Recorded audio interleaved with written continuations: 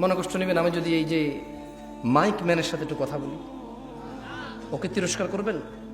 করবেন না। ছোট ভাই তুমি আমার একটা কথা বলি, মনে কিছু করিও না, তুমি আজকে ঈশার নামাজ পড়ো নাই কিন্তু।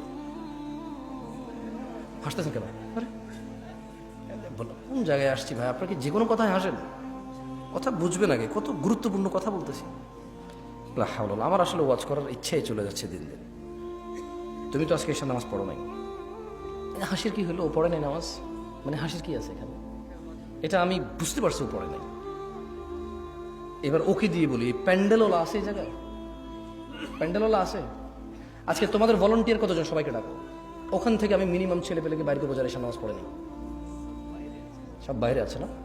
ঠিক আছে, আমি চলে গেলাম, ইনশাল্লাহ ওয়াজ শেষ করে তোমরা কালকে বিচার করিও তোমাদের যে তোমাদের ভলান্টিয়ারদের মধ্যে কত ছেলে ইভেন নামাজ পড়ে না ঈশার, কিন্তু ওরা ওয়াজ করাচ্ছে আমাকে কত দূর থেকে নিয়ে আসা। ওদের কথা হচ্ছে সারা বাংলাদেশের, সারা শিবগঞ্জকে হেদায়েত করে দেবে, তাহলে কোনো মানুষ আর খারাপ করবে না, সব খারাপ আমাদের। কারণ হুজুর নিয়ে আসছে দূর থেকে, সব মানুষের হিদায়ত করে দেবে, কেউ আর অন্যায় করবে না, তাহলে একমাত্র অন্যায় করার বাকি কে থাকে? আমরা আমরা আয়োজন করে হুজুর নিয়ে এসে সবাইকে ফু দিয়ে হেদায়ত করে দেবে। ফু দিয়ে হেদায়ত হয় না, ফু দিলে হেদায়ত হয়? হেদায়ত কে দেয়? চাইতে হয় কিনা? কারা চায়? যারা জান্নাতের আশা করে, যারা জাহান্নামের ভয় পায়।